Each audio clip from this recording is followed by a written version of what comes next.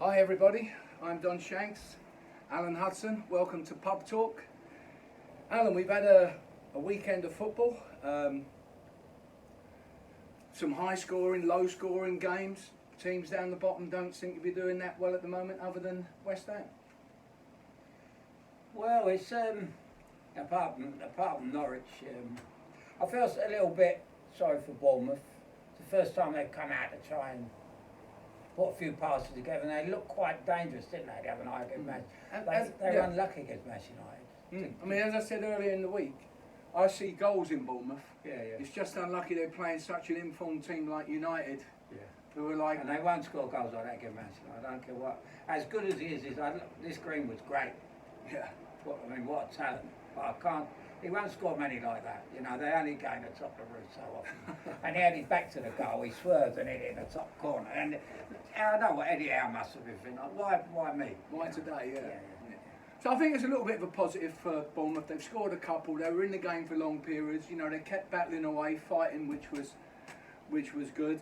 Man United, of course, you know, as I said earlier in the year, I think they're going to be the highest scoring team in the Premier League after lockdown. They're looking like they can score 3 or 4 every game at the moment. All right, Marcus, you got one. Thank you. Long way to go in that regard, but they are looking a real solid team at the moment and good on the attacking front. Then we go to your old team, Chelsea hammered Watford 3-0. I mean, Watford, we both thought that they had more than enough to battle their way out of this, but it's like anything else, you've got to get the points. They were poor, Don.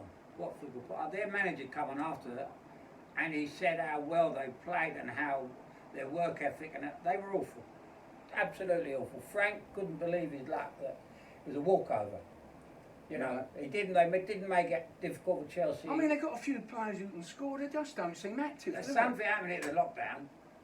Yeah. Because they were flying before the lockdown. You know. Well, that's right, the Liverpool 3-0, the one in a lifetime result, it appears. You know, they've got to get back to a bit of form like that. I think something's happened at Watford at the lockdown.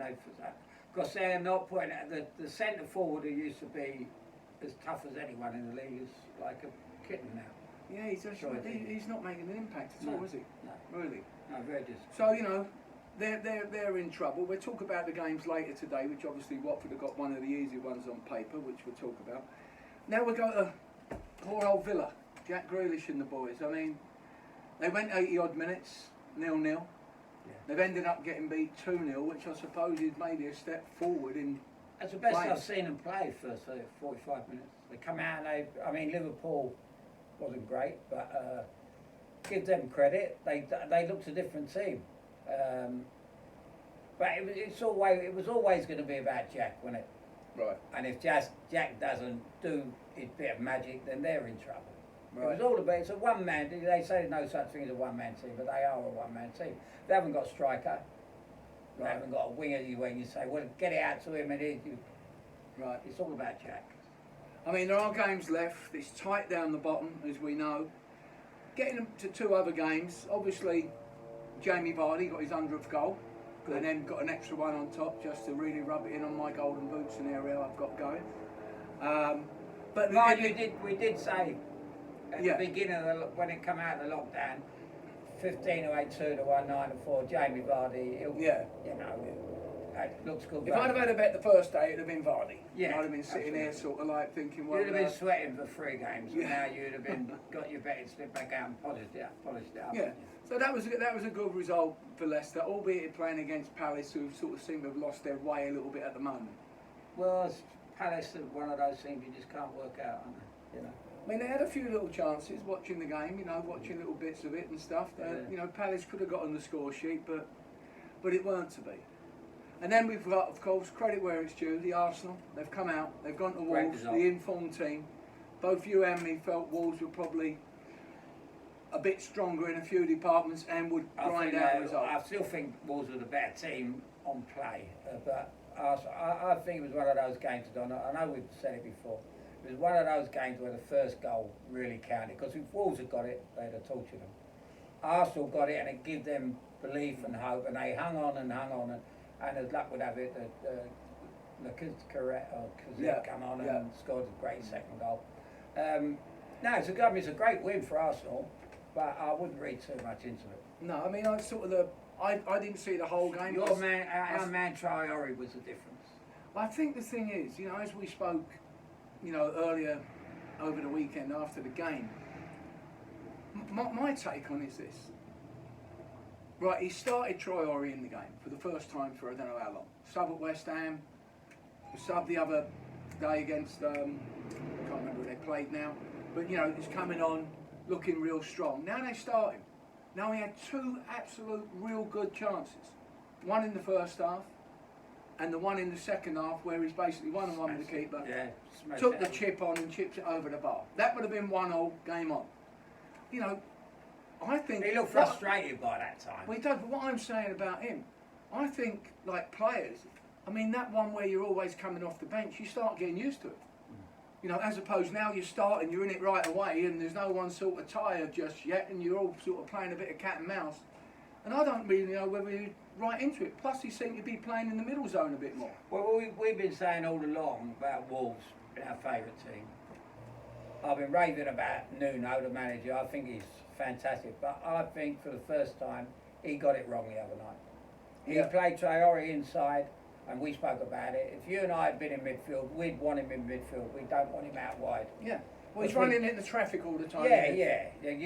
You isolate him on the outside, and all of a sudden he does the business, and you're thinking, my God, how can we stop him? Yeah. Man mountain. Yeah. So I mean, it was a blow for Wolves. It's not the end of the world. They can still fight away. They can still get plenty of results, and they can still qualify. But a great result for the Arsenal. I didn't think it'd happen. Alan didn't think it did. No. It did. Good result for the Gooners. So be that. My old team, Brighton, went and got a nice result at Norwich. You know, looks as though that's probably using the word back then, wouldn't we? Well, you would have for sure. Yeah. I mean, I fancied Brighton. I did feel the midweek game against United that they weren't at the races. I think they were thinking about this game at Norwich, where realistically they obviously had a better chance to beat them than the informed United, which obviously proved the fact. So maybe Graham Potter was actually right, just juggling around a little bit. Oh yeah. And, you know, anyone, the Manchester United, as you say, they're the team that no one wants to face. But they can score. They've now developed score from anywhere. Yeah. The whole midfield can score. Except Marcus. No, he's not allowed to score. No. I've had a few quid. He's not allowed to score. And they take him off now. You know, if I'm honest, I had a couple of quid on Martial as well, purely at big prices, because I know United is just going to score. But the midfield guys can't keep getting the headlines. There's got to be the two up front. You know, they should be the ones getting 2 and 3 a game. But, you know, unfortunately, they're not. So I think probably the result of the weekend, I would say it's Arsenal beating Wolves, if I'm honest. You know, crucial. Yeah, a great result with them. It might not get them in the top 4, it might get them back into the other cup, but it's just getting that winning habit, isn't it? You know, they've got a cup semi-final coming up against Man City. Can beat Wolves at the moment. No, that's right. So a big result for the Arsenal. Well done, the Gooners. Right, we're talking about tonight now. We got, 3 games tonight? We got the out-of-form Palace, who've lost their way, playing the informed Chelsea. Then we've got Watford, must-win game against almost definitely gone Norwich. And a big game, Arsenal v Leicester. So we'll start with the Palace and Chelsea, your old side out. I mean, London derby. They got one thing in the going for them, and that's they're playing at home, and they do create chances at home. Chelsea have been a little bit in and out. If Chelsea go and play like they did at West Ham, they'll be in trouble. Right. They got to be at it right in the word go. But I think that Frank got that point across. I think he's got them buzzing again. I mean, like, you know, they looked happy again the weekend. Very fortunate, been very lucky, Don. Fortunate that the fixtures have felt nice for them. Right. You know, they played at West this time last week. They were going to West Ham. We looked at that as a definite away win. Then they got Watford at home. Yeah. Then they got Palace away. They've got nothing to play for. So they're not like they're playing the top. You're looking at 9 points, really, aren't you? They won the hardest game, which was at Leicester. They beat Manchester City at home, and then they struggled against West Ham. So they've been a bit in and out. Tonight will be another tough test because they'll fancy this. But with the Arsenal winning, Palace don't like Chelsea. No. The South Londoners, they don't like us over here. They don't, do they? No, I'm sure Chelsea will sort that out tonight and ram 2 or 3 in the net. And obviously Palace have got to get their scoring boots on and start again. But I think that's going to be a tough game. But like yourself, I fancy Chelsea edging it. Now, Watford. Obviously, Norwich at home, they're already gone. If Watford don't get 2 or 3 tonight, they are in trouble. Well, if you, I'm talking goals, but obviously 3 points is got a must, isn't it? if you had a spare million in your back pocket, Yeah, I've only got $500,000 now, I don't know. Could would that do? you had a spare million. Well, dollars, $500,000 do, don't worry, you know. You could nick. This has got to be nicking money. Watford at home. I mean, Watford are not a big team. I mean, Norwich are not a big team. Watford are a big team. They'll just play, even if they play the dead balls. Well, obviously, Watford are going into the game knowing they're going to be big favourites, knowing that they've got to bomb at this team who are going to crack and like leak a few goals. So to me, Watford, it's all about the mindset tonight, Al. If they're not switched on to play Norwich tonight, we'll just don't bother playing any of the other games because you get relegated. I think if they got better now, if I was their manager, I'd tell them to go on holiday and don't come back in, because if you can't beat Norwich, they've been the whipping boys. They not expect, all right, they'll come out, they'll play with no pressure, but Watford have got to just throw everything in there. Yeah, which I'm sure they will, in actual fact. Right, the big game of the night. Arsenal-Leicester. Leicester, as we said, Vardy's got his 100th goal, all pressure off. He's a couple ahead in the Golden Boot. Big chance there. Leicester want to consolidate their position. Arsenal want to leapfrog and get into the Champions League. How do you see this game going? I just can't work out. The problem here is I can't work Leicester out. Because Well, they went through a bit of a dip, you know what I mean? They haven't been playing that well. When Brighton went up there and probably should have won, that was like a little pointer as in, well, our Leicester are having a bit of a wobble right now. With the win the weekend, I think we might see a rejuvenated Leicester coming into Highbury or the Emirates, wherever we are. Yeah, I can only. I think with Arsenal winning the other night, their confidence will be sky high. Yeah, no, definitely. That's a tremendous win up there, and they'll think, come on, keep it rolling now. They've won 2 on the spin. They lost their first 2, I think, after lockdown. Now they're back on track, and the manager will be keen. Okay, well, I think that might end up a nice little 1-1 draw, something like You that. got to score the part, isn't it? Well, you know, I mean, why not? I like, you know, Jamie Vardy, he's having a party, yeah. He had it the weekend, maybe he's got the 100th and all this, and maybe he'll take his foot off the gas right now. So, that's tonight's games. We'll take a look at tomorrow's and Thursdays. Tomorrow we've got Man City v Newcastle. I think that'll be normal service resumed. Yeah, that'd be goals. Goals, Man City tomorrow. I mean, but Newcastle were scoring plenty of goals. All of a sudden they got the scoring boots on and they're going in now. Yeah, against the lower teams, but they won't get much of the ball tomorrow. No, I wouldn't have thought so. Man City are back on track. You know, after the beating at Southampton, they had a lot of the play but didn't put it in. Yeah, you're going to get them games. They've done everything but score. We've been in them games, haven't we? Yeah. You know, where you could be there for a fortnight and you won't score, and they weren't going to score the other night. No. We get them games. But the one thing about it is you worry about it when you're not creating chances. Yeah, so Man City for us. Then we got a real cagey game, probably a real tactical game. We got Sheffield United versus Wolves. Massive game. You know, both teams right up there. Yeah. Sheffield United equalising late against Burnley over the weekend. Right, yeah. But they played well the first half. They had 7-8 corners against Sheffield's none, and they had a lot of the play. Yeah. So, you know, they were probably a little bit unlucky to be one behind. So they got a goal late on. They'll be up for it against Wolves. I think Wolves have got to bring their A game to win it.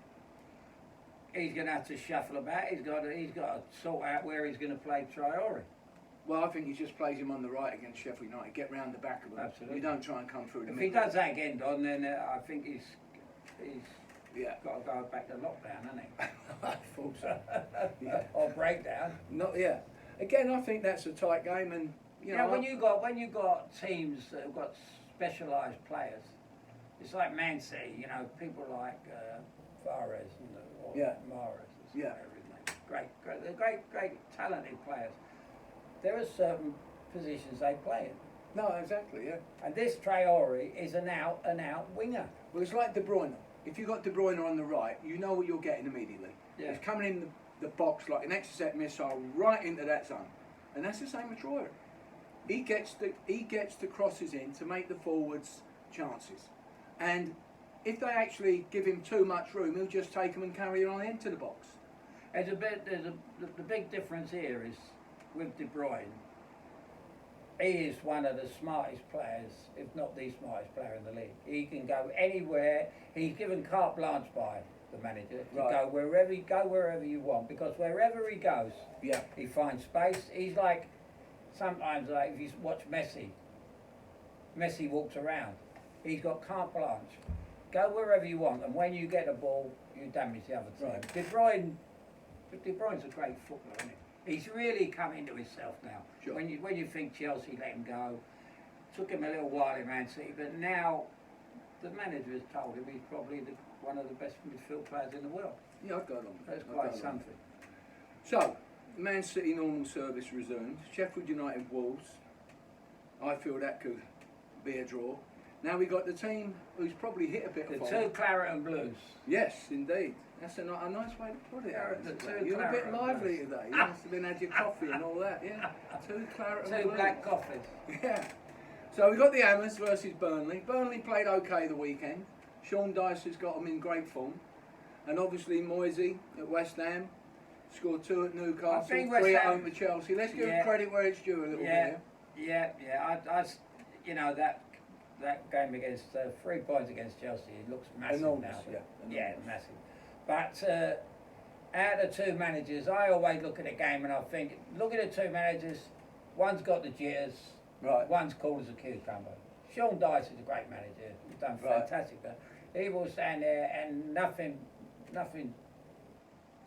bothers him at all. Well, nothing might phase him, but Antonio might phase a few of them Burnley defenders the way he's been playing just recently. Well, he's a tough nut to crack. Yeah, he's tough.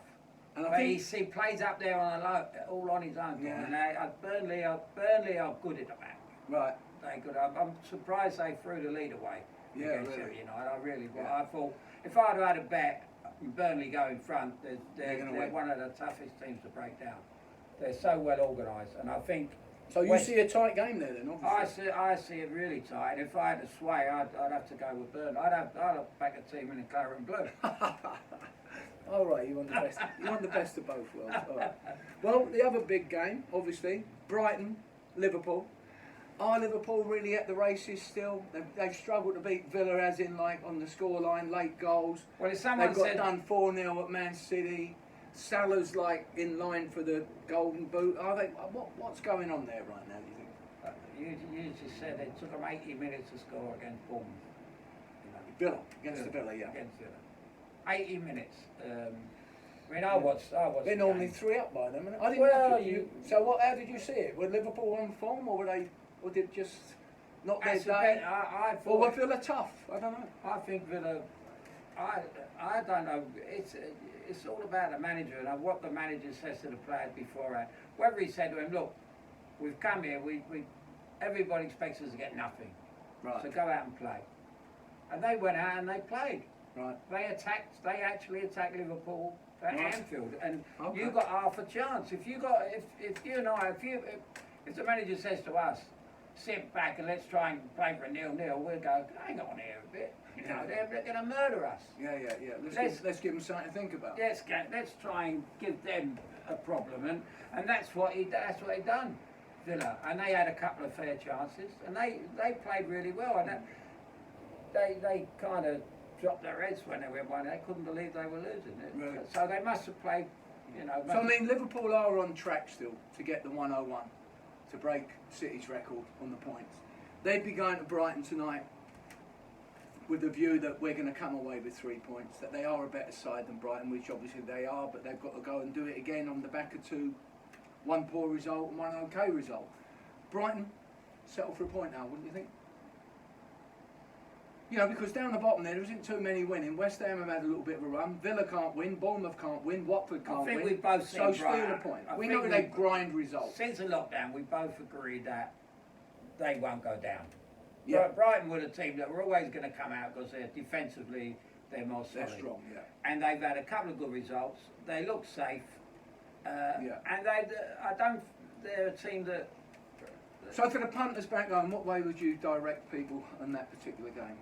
I've got a funny old feeling that Brighton, if I was to have a bet in a Brighton game, I'll bet the draw. Yeah, well, that's a fair comment. That could I'd like that to happen, actually. I want to see Brighton claw away.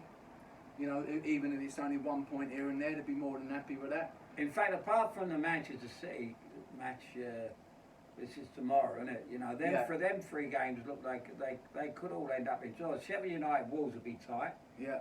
West Ham and Burnley will be tight. And Brighton a little bit. They could be draws. That could be 3 doubles and a treble there, mate. Mm. So the Man City game, I see goals. Unfortunately, maybe not for Newcastle, but maybe 3 or 4 for Man City. I would give Newcastle at least a goal start. Right. Okay.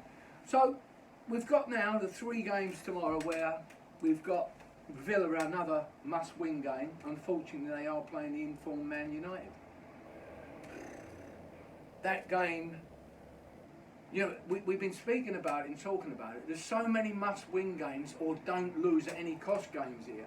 Because when you're down there on the bottom of this league now, Bournemouth 27, Villa 27, Watford 28, West Ham 31, any team that wins leapfrogs out of it for a second.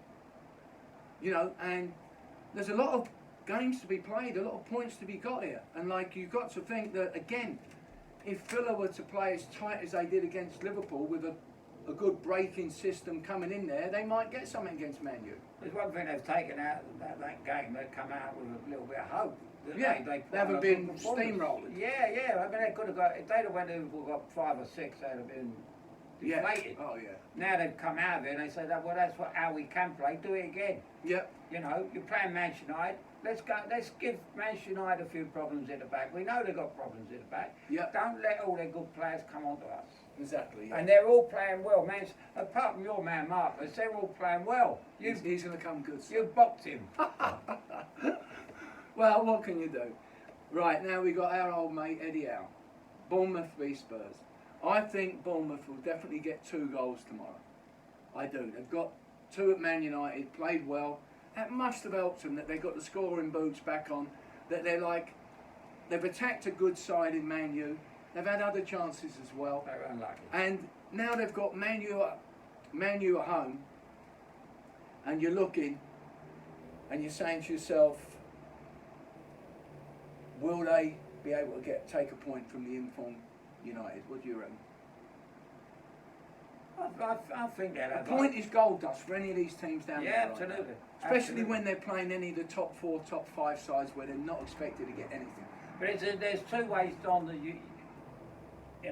there's 2 ways you approach this game where you go, a point, why, but they say it sometimes, if there's half that go, like Chelsea, you said the other night, why are they attacking West Ham at the bridge? Why don't they hold on to a point? They only need a point. There was only 2-3 minutes left when I was saying that. I just felt. Yeah, but I'm saying, why throw 2 points away? Bournemouth against Spurs. But from the beginning, yeah, they're going to go.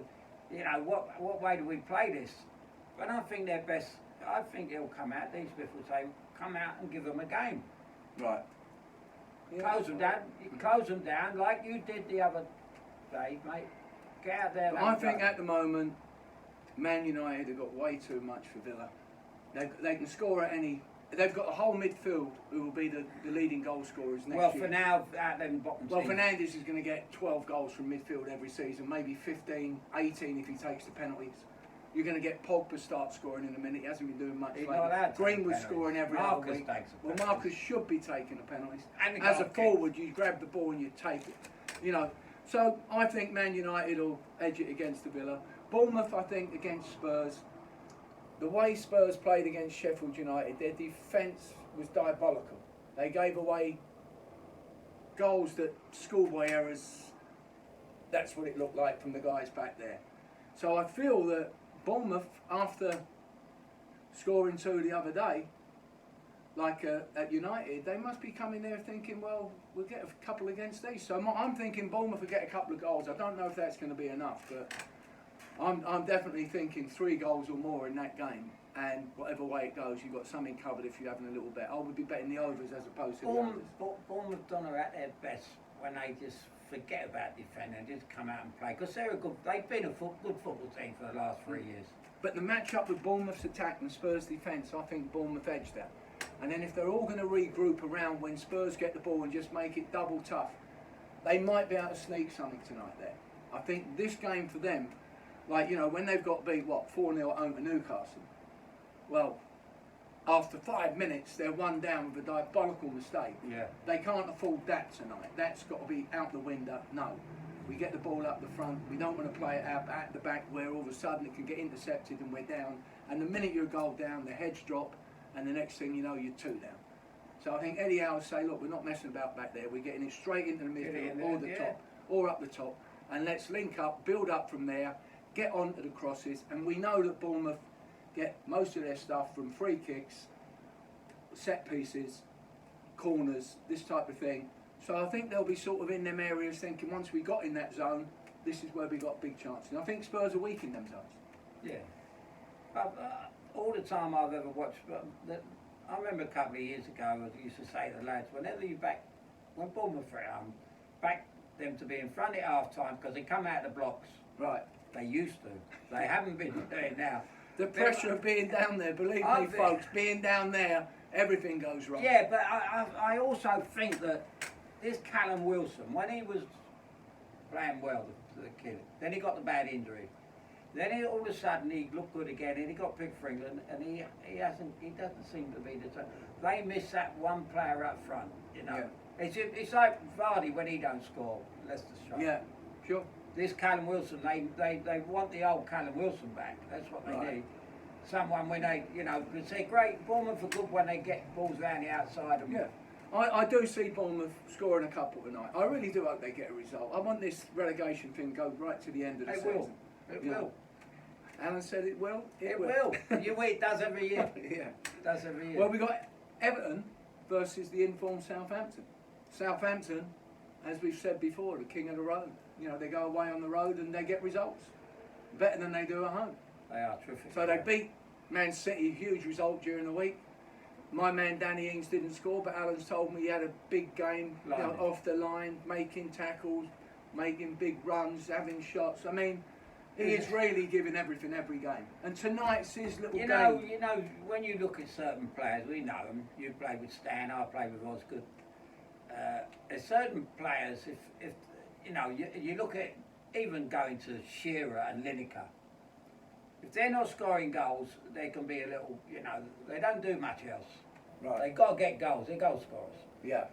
But this Danny Ings, mate, he's in for the Golden Boot. He's got 2 the other day, and he put a shift in like you expect from a midfield player. Right. He was absolutely superb. Oh, he's fully committed. There is no doubt. Yeah, about that. and he seems to be rejuvenated. All I can put the thing down is he's over all his injuries, and he looks. He's a happy player right now. He's a happy bunny. He's up and at 'em, and I hope he gets a hat-trick tonight. You live in hope, right? What's the point of being negative? Danny Ings has wings. Yeah, Danny Ings is. That's right. Danny Ings has wings. He's flown in again with a hat-trick. He's been great. I think he's been the outstanding player for them, and I think he's been as I say, we've all expected him to be amongst the goals, incredibly, but he's shown other parts of his game which is outstanding. So, we're looking at all the games for the next couple of days. Hope we give you a little bit of insight, and you know, if you're having a little bet anywhere, take a few things on board. And if you got a spare million, Watford. There you go. 2 to 1 on. Well, you have 2 to 1 on. 9 to 4 on, 7 to 4. Anyway, whatever it might be, they're odds on. But like, you couldn't be having your hard earned than any team down there in the bottom 4. I assure you. We don't know what's going to happen. They haven't scored a goal for ages, and no, they haven't. Who knows what's going to happen? But I hope you've enjoyed Pub Talk. After tonight's little chat that we're having, we're going to start doing 2 days a week. One of them's going to be Sunday, and the other one's going to be maybe a Thursday or Friday up. Yeah. So keep on the lookout. We'll leave a message out there. And as we said before, stay safe. Hope your team, who you support, gets a good result wherever they are. And from Alan and me, adios. Bye for now. Adios. I like it, Alan. Adios. Bit of Spanish there. Was it Spanish? Amiga.